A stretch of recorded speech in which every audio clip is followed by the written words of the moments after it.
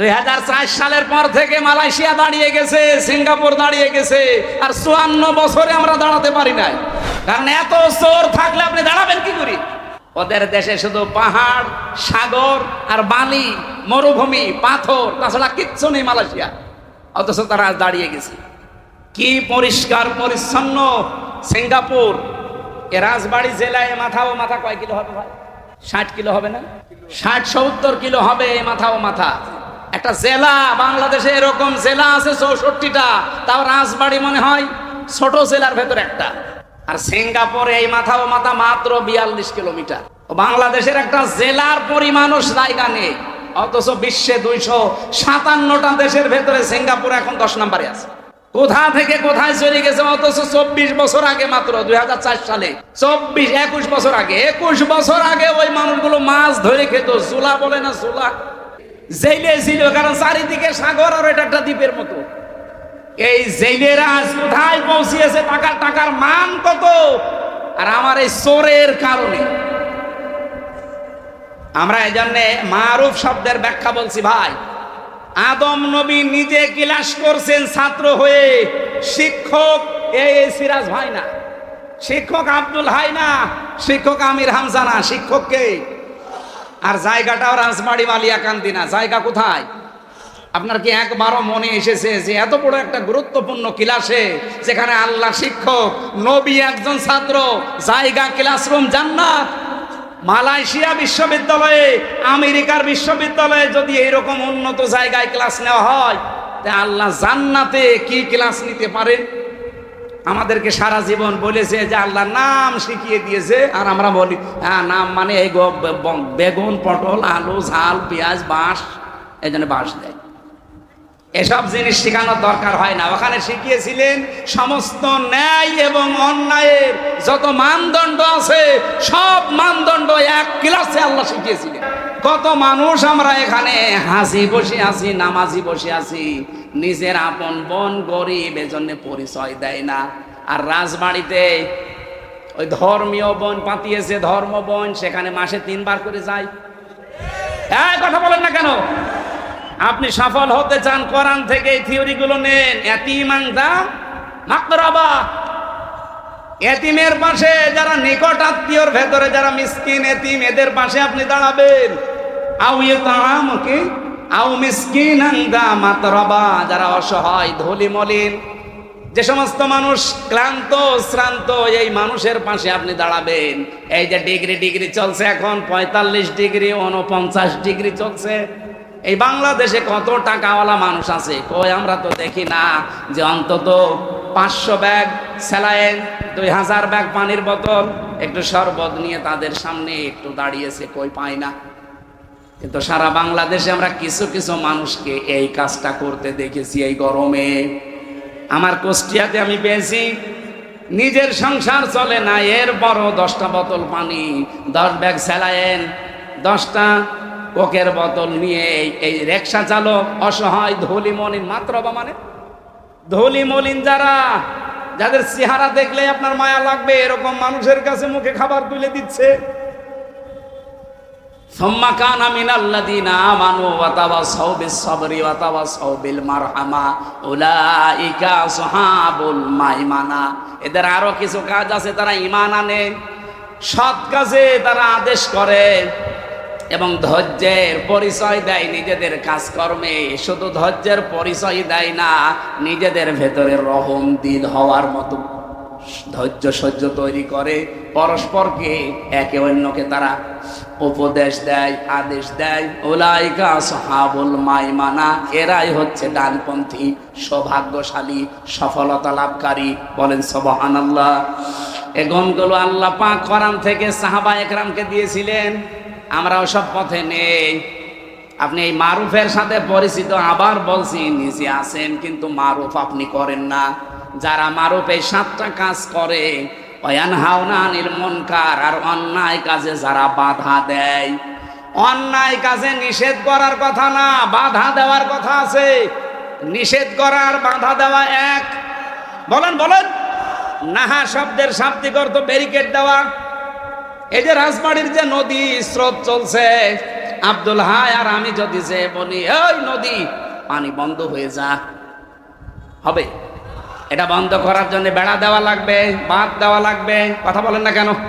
ওকে বাঁধার প্রাচীর তৈরি করা লাগবে। আল্লাহ বলেন অন্যায়গুলো দেখলে দল মত দেখা দেখি যাবে না, অন্যায় দেখলে বাঁধার প্রাচীর তৈরি করা লাগবে। আর এইটাই তো আমরা তৈরি করতে চাই। আর আপনি এটা তৈরি করতে গেলে বলেন না এ কাজ অমুক দলের, অমুক দলের মানে ওই দলই তো আসল দল। ওয়ানহাউনা আনিল মুনকার যারা করে, অন্যায় কাজ দেখলে সীসা গলা প্রাচীরের মতো যারা বাধা দেয়, আল্লাহ বলেন ইন্নাল্লাহা ইউহিব্বুল্লাযীনা ইউকাতিলুনা ফি সাবিলিহি সাফফান কাআন্নাহুম বুনিয়ানুম মারসুস। অবশ্যই আমি আল্লাহ ভালোবাসি যারা সীসা গলা প্রাচীরের মতো ঐক্যবদ্ধ হয়ে আল্লাহর দ্বীন সশস্ত্রভাবে কায়েম করার জন্য ঐক্যবদ্ধ থাকে। দেখেন না পাকিস্তান শুধু বুনিয়ানুম মারসুস নাম দিয়ে অপারেশন চালিয়েছে। এই মালায়নের বাচ্চা যারা আছে মদ খাওয়া জাতি, তারা ভয়ে সব পালিয়েছে। ওরা শুধু নামটা কোরআন থেকে নিয়েছিল, বুনিয়ানুম মারসুস, সীসা গলা প্রাচীর। আজ বাংলাদেশে আমার মনে হয় 18 কোটি মানুষ এখন সব ভুলে এই সীসা গলা প্রাচীরের মতো হওয়া লাগবে। এই কথা বলেন না কেন? অন্যায় যেখানে, প্রতিবাদ সেখানে, এমনকি বাধার প্রাচীর তৈরি করা লাগবে।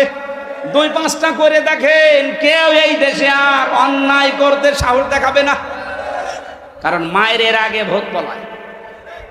উলাইকা হুমুল মুফলিহুন, আল্লাহ বলেন এরাই সফল কাম, এরাই। এগুলো বলার পর আল্লাহ শেষ করে দিতে পারতেন। ওয়ালা তাকুনু কাল্লাযীনা তাফাররাকু, তোমরা তাদের মতো হইও না। আখতালাফু মিন বাদি মা জাহুমুল বায়্যিনাত, যারা ইখতিলাফ করে, মতবিরোধ করে, দল বিদলে বিভক্ত হয়ে থাকে শুধু আল্লাহর বিধান আসার পরেও। আউলাইকা লাহুম আযাবুন আযীম, তাদের জন্য যন্ত্রণাদায়ক শাস্তি আল্লাহ রেডি করে রেখেছে। বলেন নাউযুবিল্লাহ। এজন্য আমাদের সময় এখন এসে গেছে ভাই, তো বেশি দিন থাকার জায়গা না। 2 দিন পরে হোক, 2 দিন আগে হোক, আপনাকে যাওয়াই লাগবে। হাতে পায়ে ধরে বলছি, কিয়ামতের দিন আপনি আমাকে দায়ী করতে পারবেন না। আমি মারুফ এবং মুনকারের ব্যাখ্যা যেগুলো জেনেছি তাফসীর থেকে, ওইগুলোই বলেছি উদাহরণ দিয়ে দিয়ে। এখন এই জন্য আদম নবীর সন্তান হিসাবে আমরা লেখাপড়া যদি কেউ নাও করি, তাও কোনটা ন্যায় কোনটা অন্যায় এটা আমরা অটোমেটিক জানি, কারণ এই ক্লাস করেছি আমরা আদম নবীর সাথে জান্নাতে। আদম নবীর সাথে জান্নাতে মানে ওয়াইজ আখাযা রাব্বুকা মিন বানি আদামা মিন যুহুরিহিম যুররিয়াতাহুম, স্মরণ করো ওই সময়ের কথা যখন আদম নবীর পৃষ্ঠদেশ থেকে তার সন্তানদেরকে আল্লাহ বের করেছিলেন। যে সন্তানদের ভেতরে আমরা নেই। আরো জোরে বলেন। বাবা হিসাবে উনি ক্লাস করেছিলেন, সন্তান আমরা সবাই তার পিঠের ভেতরে ছিলাম। এই যে যুহুরিহিম, তার পিঠের ভেতরে আমরা ছিলাম। এই জন্য ওই ক্লাসে যত ভালো ভালো কাজ, যত মন্দ কাজ, সবাই এক ক্লাসে আল্লাহ আমাদেরকে শিখিয়ে দিয়েছেন। এই জন্য দেখবেন দুনিয়ায় আসার পরে কেউ যদি লেখাপড়া নাও করে, জ্ঞান অর্জন নাও করে, তাও কিন্তু জানে যে এটা ভালো এটা মন্দ, এটা তাকে জানিয়েছে কে। তারা ভালো কাজে আদেশ দেবে। আর ভালো কাজে কতগুলো ভালো কাজের ভেতরে 1 নাম্বার ভালো কাজটা আমি কিন্তু বলেছি না, বলি নাই? সুতরাং এই ভালো ভালো কাজ আপনাকে একটা একটা করে কোরআন থেকে বের করে আদেশ দেওয়া লাগবে। কোরআনে কারিমে আল্লাহ সূরা হজ ভালো কাজের তালিকা দিচ্ছেন। আল্লাযীনা ইম্মাক্কান্নাহুম ফিল আরদি আকামুস সালাতা ওয়া আতাবুজ যাকাত। আমি যদি ইমানদারকে রাষ্ট্রীয় ক্ষমতা দেই, তারা প্রথমে নামাজের বিল আনবে, 2 নম্বরে যাকাত ভিত্তিক অর্থনীতি কায়েম করবে। এই ভালো কাজগুলো সমাজে জারি নেই, আর আমরা আন্দাজে বগল বাজাচ্ছি আমি যে বিশাল ভালো কাজে আছি। কি কাজে আছেন আপনি? আজ 54 বছর হয়ে গেল এদেশে নামাজ কায়েম হয়নি, যাকাত ভিত্তিক অর্থনীতি আমরা দেখতে পাইনি। অথচ সুদ ভিত্তিক অর্থনীতি দেখেছি এবং চলছেও। এই কথা বলেন না কেন? সুদের সর্বনিম্ন গুনাহ হচ্ছে মায়ের সাথে জিনা করা, আর বড় গুনাহ হচ্ছে আল্লাহ এবং রাসূলের সাথে যুদ্ধ করা। এত বড় কঠিন কাজ এই দেশে চলছে, আর আমরা বলছি দুনিয়ার কোন ঝামেলায় আমি নেই, আমি আছি লা ইলাহা ইল্লাল্লাহ, কাউকে কিছু বলবো না। আপনারা জিকির নেওয়ার জন্য আল্লাহ বসে আছে না? ভালো কাজ যেগুলো জেনে এসেছেন ওই ক্লাস থেকে, ওই ক্লাসের ভালো কাজ আপনিও জানেন, আমিও জানি। আপনি প্রকাশ করছেন না, আমি প্রকাশ করে দিচ্ছি। মা বাবার সাথে ভালো আচরণ করাই ভালো কাজ না? এক কথা বলেন না কেন? দুঃখী মানুষের পাশে যাওয়া ভালো কাজ না? সবচাইতে ভালো কাজ পৃথিবীতে 7টা, এদিকে তাকান। এই পৃথিবীতে সবচাইতে বড় ভালো ভালো কাজ আমার আল্লাহ কোরআনে দিয়েছেন 7টা। নাকি শেষ করে দেব? এটা সূরা বালাদের ভেতরে পাবেন। আল্লাহ বলেন এই ভালো কাজে মানুষ যেতে চায় না। এদিকে তাকান। ফালাকতা হামাল আকাবাতা ওয়া মা আদরাকা মাল আকাবা। না, সে তো গিরিপথ পার করতে রাজি না। আপনি জানেন গিরিপথ কি? আকাবা কি জানেন? ফাক্কু রাকাবা। এটা হচ্ছে দাস মুক্ত করুন। কিসের দাস? মানুষ মানুষের গোলামি করবে, দাসত্ব করবে না, এটা হতে দেওয়া যায় না। মানুষের গোলামি থেকে, দাসত্ব থেকে যারা মুক্ত করতে চায়, এইটাই ভালো কাজ। বাংলাদেশে কে এই কাজ করে আপনি দেখেন না? আমরা চাই এই দেশে আল্লাহর জমিনে আল্লাহর আইন চলবে, আল্লাহর বানানো মানুষ আল্লাহর সিদ্ধান্তে চলবে। মানুষের তৈরি করা দাসত্ব আইন করবে কোন কারণে? মানুষের গোলামি করবে কোন কারণে? আজ এই দেশে যারা মানুষের তৈরি করা আইন থেকে আল্লাহর গোলামির দিকে ডাকতে চায়, তারা ভালো কাজে আছে। এটা আমি বানালাম? বলেন। আও ইয়াতামুন ফি ইয়াউমিন দি মাসগাবা। যারা দুর্ভিক্ষের সময় অসহায় মানুষের সামনে যে খাবারের ব্যবস্থা করে, আপনি নিজে নিরপেক্ষ দৃষ্টি দিয়ে বলেন বাংলাদেশে 54 বছরে এই কাজগুলোতে কারা আঞ্জাম দিয়েছে? মানুষের যে সমস্ত দুঃখ দুর্দশা, কোন সময় আইলা, সিডর, নার্গিস, কত রকমের বিভিন্ন প্রাকৃতিক দুর্যোগ আসে। এই দুর্যোগের সময় সবার আগে মানবতার সামনে এগিয়ে যায় কারা? আপনি নিজের থেকে বলেন। জীবনের শেষ দিন পর্যন্ত এই টার্গেটটা আপনি চালাবেন যে আল্লাহর এই জমিনে আমি আল্লাহর সিদ্ধান্ত বিধান কায়েম করবই। এইটা ভালো কাজ, আমি বানালাম এটা। বলেন বলেন। এই ভালো কাজের কথা ব্যাখ্যা করতে গেলে আপনার কাছে আমি খারাপ হয়ে যাই। আমার মনে হয় নবীজি যদি এখন এই ভালো কাজের ব্যাখ্যা দিত, এ রাজবাড়িতে বহু শয়তান এমন আছে নবীকেও গালি দিত। এই কথা বলেন না কেন? আমি কি বানিয়ে ব্যাখ্যা বলবো আপনার সামনে? 1500 বছর আগে এইভাবেই ব্যাখ্যা করা ছিল নবীর পক্ষ থেকে।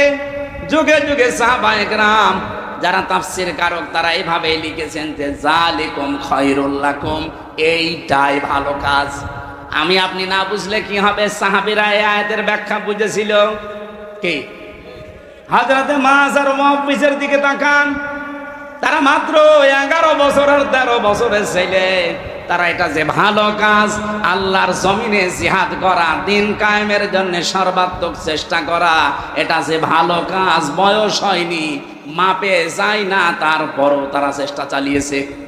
আর আমাদের বয়স হয়ে গেছে, মাপ হয়ে গেছে, পরিবেশ তৈরি হচ্ছে, এরপরও বলছে না, ও ঝামেলায় আমি নেই। ঝামেলা মনে করেন আপনি? এইটাই ভালো কাজ। এই ভালো কাজে জাতি যতদিন না বুঝবে, ততদিন কপালে কাঙ্ক্ষিত শান্তি আসবে না। কারণ আমার হাকামা বিহি আদালা, যারা কোরআন দিয়ে বিচার ফায়সালা করে, তারা ন্যায় বিচার করে। যেহেতু 54 বছরে আমরা কোরআনের বিচার দেখি নাই, দেখেছেন? আরো জোরে বলেন না। কোরআনের বিচার যদি দেখতে পেতেন, আমি একটা হাদিস পড়ছিলাম, মান রা মিনকুম মুনকারান ফালিয়ুগাজ্জিরহু, না,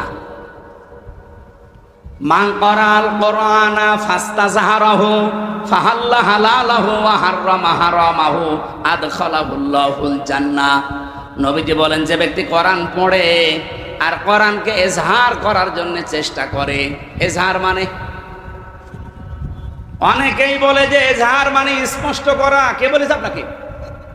আধুনিক ব্যাখ্যা এজহার মানে বিজয় করা, এজহার মানে দাঁড় করানো, প্রতিষ্ঠা করা, কায়েম করা। 33টা অর্থ বের হয় এই শব্দ থেকে।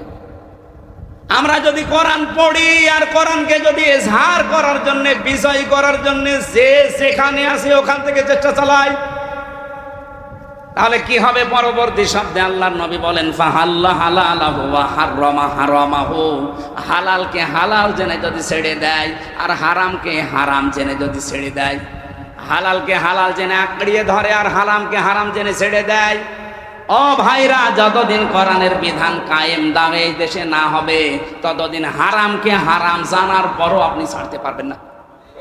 এরকম জায়গা দেশে নেই? মাদ্রাসার যারা প্রিন্সিপাল ভাইস প্রিন্সিপাল জিজ্ঞাসা করেন তো, হারাম কাজ জানার পরও করা লাগছে। একটা বৈধ বিল বের করে নিয়ে আনবেন, কিন্তু বাবা শাহজালাল ঘুষ মামা দেওয়া লাগবে। আপনি কিন্তু জানেন যে ঘুষ দেওয়া হারাম, আপনার তাও দেওয়া লাগবে। মসজিদের জন্য টাকা বরাদ্দ হয়, ওই টাকা বের করতে হলে 2 লাখ টাকা দেবে, 50,000 ঘুষ দেওয়া লাগে। আপনি কিন্তু হারামকে হারাম জেনেও ছেড়ে দিতে পারছেন না, কারণ ইসলামের দেশে নেই। এক কথা বলেন না কেন?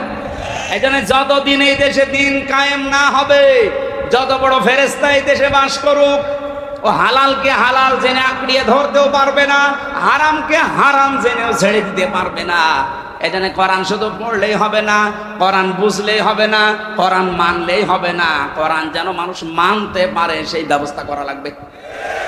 আর এইটাই চেয়েছিলেন আল্লামা সাঈদী। উনি যতদিন কোরআন পড়েছিলেন ওনার একটা শত্রু বাংলাদেশে ছিল না, যতদিন কোরআন বুঝেছিলেন শত্রু ছিল না, যতদিন কোরআন মানুষের কাছে বুঝিয়েছেন শত্রু ছিল না। কিন্তু যখনই বলেছে এটা আমি এদেশের মানুষকে মানাতে চাই, তখনই উনি হয়ে গেছে রাজাকার। বলেন এর আগে কথা বোঝা লাগতো ভাই।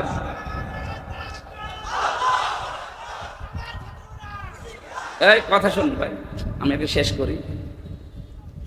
বলেন তো, এই দেশে আল্লামা শফি হেফাজতের আমির ছিলেন, যতদিন কোরআন পড়িয়েছিলেন তার একটা শত্রু দেশে ছিল? বলেন বলেন।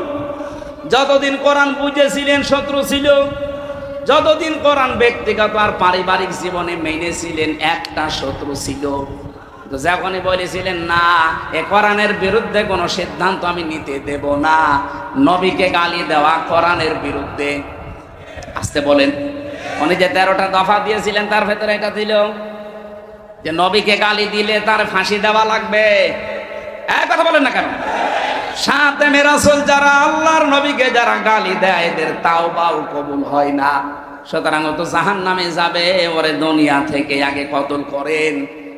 এই আইন নিয়ে যখন তিনি সাপ্লাই গিয়েছে তখন নামই পাল্টিয়ে দিয়েছে।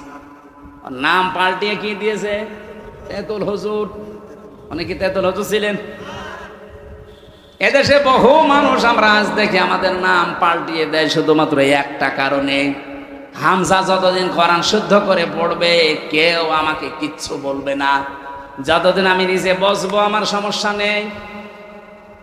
আরে ভাই, কোরআনে কারিমে 3টা শব্দ আমি পেয়েছি কোরআন পড়ার ব্যাপারে, করা, রতালার, তালাওয়া। এই তালাওয়া শব্দের ব্যাখ্যা করতে গিয়ে আমি 4টা জিনিস পেয়েছি। আপনি একটু মিলান। 1 নম্বরে আপনাকে শুদ্ধ করে পড়া লাগবে, তাহলে তেলাওয়াত হবে।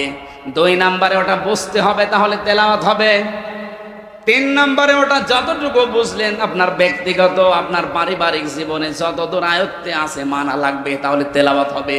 আর 4 নাম্বারটা শোনায় সোহাগা হবে, পরিপূর্ণ হবে তখন যখন আপনি মানুষকে মানানোর ব্যবস্থা করে দেবেন। আমরা তো এইটা চাচ্ছি যে আমি নিজে মানবো না, আমার দেশের মানুষের জন্য কোরআন মেনে একটা মিনি জান্নাতে থাকতে পারে। এই কথা বলে না কেন? আমরা এটা চাই না। এর বাইরে যদি কেউ কিছু চান তার পক্ষে আমার কথা নেই। আমরা চাই আমি কোরআন শুদ্ধ করে পড়বো, বুঝবো, মানবো এবং মানুষ যেন মানে ওই পরিবেশ তৈরি করে দেবে। কোরআনের পরিবেশ যদি তৈরি হয়, হালালকে হালাল জানা মানা সহজ হবে, হারামকে হারাম জানা ছেড়ে দেওয়া সহজ হবে। হাদিসের শেষ কথা ছিল কি? আদখালাহুল্লাহুল জান্নাহ, আল্লাহ যেন তাকে জান্নাতে দিয়েছে না দেবে? না না, দেবে না। আদখালা মাঝে সিগা, এটা পাস্ট অতীতের শব্দ। নবীজি বলতে চেয়েছেন সত্যি যদি কোরআন বিষয় হয়ে যায় আর হালালকে হালাল জেনে যদি আঁকড়িয়ে ধরতে পারো, হারামকে হারাম জেনে যদি ছেড়ে দিতে পারো, আমি নবী গ্যারান্টি দিলাম সমাজটা দেশটা এমন হবে যেন মনে হয় জান্নাতে আসো। আমরা সেটা চাই না। এইটা চাইতে গেলে আপনার কাছে রাজনীতি মনে হয়, আপনার কাছে ধর্ম ব্যবসা মনে হয়। আমার যদি ধর্ম ব্যবসা হয় তা আপনারটা কি? আপনি তো বাটপার। বলেন, আল্লাহ বলছেন অবশ্যই একটা দল থাকতেই হবে যারা এই কল্যাণের দিকে ডাকবে। এটাই আসল কল্যাণ। এই কল্যাণটা আমরা আজও এই দেশে পাইনি, পেয়েছি। এই কল্যাণটাকে ফেরেশতারা করে দিয়ে যাবে, আমাদের কিছু করা লাগবে না।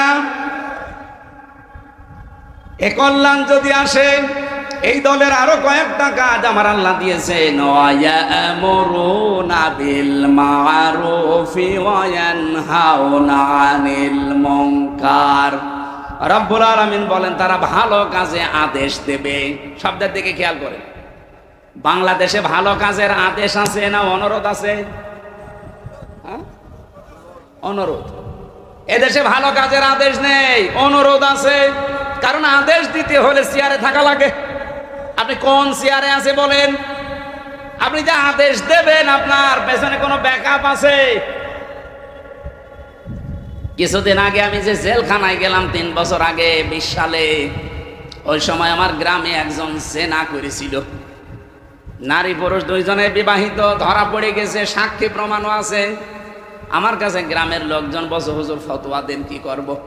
ফতোয়া দিলাম যে কোরআনে বর্ণিত বিবাহিত হয়ে গেলে তাদের পাথর মেরে মেরে ফেলা লাগবে, সঙ্গে স্যার বলে যারে। আর যদি অবিবাহিত হয় তাহলে 80টা বেত মারা লাগবে। এটা আমি বানালাম। বলেন বলেন, সূরা নূরের ভেতরে আছে। এখন এই বিধান পর্যন্ত শেষ। এটা যদি গ্রামবাসীকে নিয়ে আমি কার্যকর করতাম যে এটা শুরু করেন, আমার মনে হয় ওই মহিলাকে সঙ্গে সার করার আগে আমারে করতো যে এদিকে আসেন আপনাকে সঙ্গে সার করি, পুলিশ তার পরের দিনই আমারে ধরে জেলে দেওয়া না পুরো সঙ্গে সার করে দিত। আমারে বলতো হুজুর এই দেশে আপনি ফতোয়া দেবেন দেন, কিন্তু কার্যকর করলেন কেন? এদেশে কি কোরআনের বিধান আছে? আপনি কার্যকর করতে গেলেন। আপনি যে ভালো কাজে আদেশ দেবেন, দেবেন কি করে? আদেশের জায়গায় থাকা লাগবে না। আপনি যা করছেন এটা আদেশ না, এটা অনুরোধ। চলো ভাই সলিমুদ্দিন নামাজ পড়তে যাই। আল্লাহর বিধান কিরকম তেলানো জিনিস নাকি? আল্লাহর বিধান হচ্ছে ডু ইট, এটা কর। আল্লাহ মালিক, আপনি গোলাম। মালিকের সামনে গোলাম কি করে থাকে আপনি দেখেন না? এই জন্য বাস্তবতা আমরা এই দেশে আজ যারা বলি যে আমরা নবীওয়ালা কাজ করছি, আপনি মাইন্ডে নেবেন না। আপনি নবীওয়ালা কাজ করছেন না। নবীওয়ালা কাজ করেছিলেন নবী হওয়ার পরে। উনি নবী হয়েছিলেন কয় বছর বয়সে? বলেন বলেন। উনি এর আগে যে 1 থেকে 40, এ 40 বছরে কি ভালো কাজ করেননি? বলেন না কেন? হেলফুল ফজল গঠন করার মাধ্যমে 17 থেকে 40, এই 23 বছরও তিনি ভালো ভালো কাজই করেছিলেন, কিন্তু অনুরোধের সাথে। ও চাচা, ও বাবা, ও দেশের যুবকেরা আসেন, এই লোকের ঘর নেই, ঘরটা বানিয়ে দেই। এর ছেলে মেয়ে বিয়ে হয় না, একটু বিয়ে দিয়ে দেই। এর বাড়িতে খাবার নেই, খাবারটা দেই। অনুরোধ করতেন। এই নবী যখন 40 বয়সে নবী হয়ে গেলেন, তখন হাতে নিয়ে আসলেন এই কোরআন। তিনি এখন আর বলেননি ও বাবা সলিমুদ্দিন চলো নামাজ পড়তে যাই। কি বলেছিলেন? আদেশ দিয়েছিলেন যে নামাজ পড়তে যদি মদিনাতে উনি রাষ্ট্র ক্ষমতা পাওয়ার পরে বললেন যারা নামাজ আজান শোনার পরে আসবে না, আমার তো মনে হয় তাদের বাড়ি ঘর আমি জ্বালিয়ে দেই। আর 2 নাম্বার, ওরা যদি নামাজ পড়তে না আসে ওদেরকে বেত্রাঘাত করো। ওই মক্কার মানুষগুলো চিন্তা করছিল কি সেই মোহাম্মদ যে এতদিন আমাদেরকে বলতো বাবা চাচা খালু আসো এই করি, আর এখন যে আদেশ দিচ্ছে, কারণ এখনো মোহাম্মদ আদেশের জায়গায় আছে। বলেন বলেন। এই দেশে তো দল একটা থাকতেই হবে, যেই দল সৎ কাজের আদেশ করবে। এখন সৎ কাজ কি? এই যে এখানে শব্দটা কি ছিল বলেন তো? কই? এই যে মারুফ, মারুফের আগে আলিফ লাম আছে, এর আগে বা আছে। যারা আরবি গ্রামার বোঝার শব্দ ভাঙতে পারে আপনি জিজ্ঞাসা করেন। এই শব্দটার সাথে আমরা সেই জন্ম থেকে পরিচিত। এই শব্দটা উরফুন থেকে এসেছে। আরাফা ইয়ারিফু উরফুন, এর বাংলা অর্থ হচ্ছে পরিচিত হওয়া। ভালো কাজের দিকে তারা আহ্বান করবে, নির্দেশ দেবে, অর্ডার দেবে, এই ভালো কাজ আপনি জানবেন কি করে? এটা জেনেছি আমরা সেই জন্মগত ভাবে। আমাদের আদি পিতা যিনি আসল পিতা কে বলেন? বলেন। হযরত আদমকে আল্লাহ একটা ক্লাস নিয়েছিলেন, কি? আল্লামা আদামাল আসমা কুল্লাহা সুম্মা আরাদাহুম আলাল মালাইকা। আল্লাহ পাক বলেন আমি আদমকে যত আসমা আছে সব শিখিয়েছি। আসমা মানে আমরা অধিকাংশ মানুষ এখানে আমার মনে হয় যারা আছে চিন্তাশীল যারা না, তারা বলবে এসএম এর বহু বচন আসমা। আসমা মানে নাম। আপনার কি একবারও চিন্তা আসে না যে এসএম মানে নাম, এর বহু বচন আসমা, নাম সমূহ? এই কথা বলে যদি আপনি মনে করেন যে নাম মানে আলু, পটল, বাঁশ, এগুলো নাম না? আলু, পটল, ঝিঙ্গা, পেঁপে, বাঁশ, এগুলো নাম না? এক কথা বলেন না কেন? এই ক্লাসটা নিয়েছিলেন কে? সরাসরি আল্লাহ নিজে শিক্ষক। ছাত্রকে হ্যাঁ যেমন তেমন ছাত্র, নবী। সাধারণ মানুষ ছাত্র না, শিক্ষক আল্লাহ নিজে, ছাত্র নবী আদম। ভালো করে শুনেন, ক্লাসরুম তো এ রাজবাড়ি না। ক্লাসরুম কোথায়? জান্নাতে। হ্যাঁ, জান্নাতে। কত বড় গুরুত্বপূর্ণ একটা ক্লাস, যে দুনিয়ার কোন জেলায় ক্লাস হচ্ছে না, ক্লাস হচ্ছে পুরা রাখে জান্নাতে। এত বড় ক্লাসরুম, এত দামি ক্লাসরুম দুনিয়ায় কোন ভার্সিটিতে পাবেন? আপনি দেখবেন যে বিশ্ববিদ্যালয় যত উন্নত, তার ক্লাসরুম, গবেষণাগার তত উন্নত। আমি বাইরের দেশগুলোতে যখনই গেছি, আমি আগে বিশ্ববিদ্যালয়ে যাই। যে বিশ্ববিদ্যালয়ে গিয়েছি, যে মালয়েশিয়া, সিঙ্গাপুর, থাইল্যান্ড, এমনকি সৌদি আরবে, বাহরাইনে, আমি আগে যে ভার্সিটি দেখি যে এদের মান কি, 1000 বিশ্ববিদ্যালয়ের তালিকার ভেতরে বাংলাদেশের একটা বিশ্ববিদ্যালয় নেই। আপনি বলেন 1000-এর ভেতরে বাংলাদেশের একটা ভার্সিটিও নেই। কি তাদের লেখাপড়ার ওজন আর তাদের গবেষণার স্তর কোন জায়গায়? তারা গবেষণা করে অ্যাটম বোম বানায়, আর আমরা গবেষণা করে ঝগড়া বাঁধাই। এই যে পানি খাওয়া লাগবে একটা গ্লাসে, কোনোদিন চিন্তা ভাবনা করে একটা গ্লাস বানাতে পেরেছে? আপনি কি বানান? আপনি জিকির বানান, তো জিকির কোরআন হাদিসে নেই। জিকির আপনি বানিয়েছেন। আপনি গবেষণা করে একটা সই বানান, এই সই দিয়ে কাপড় চোপড় সেলাই করে একটু লজ্জাস্থান ঢাকা যাবে। এক কথা বলে না কেন? কি বানিয়েছেন আপনি বলেন? বাইরের দেশগুলোতে গেলে আমার এই প্রশ্ন করে যে আপনি কি বানিয়েছেন আপনার দেশে, বলেন সেটা। আমি বলি যে আমার দেশে আমরা বানিয়েছে শুধু হাঁটুটু, একজনের পা চেপে ধরা, ওপরে উঠতে যায় পা চেপে ধরা। আর বানিয়েছি চোরের খনি। মালয়েশিয়া আন্তর্জাতিক বিশ্ববিদ্যালয়ে ঘুরছিলাম ভেতর দিয়ে, হঠাৎ দেখি একটা মোবাইল পড়ে আছে, ওখানে 120টা দেশের ছেলে মেয়েরা আছে।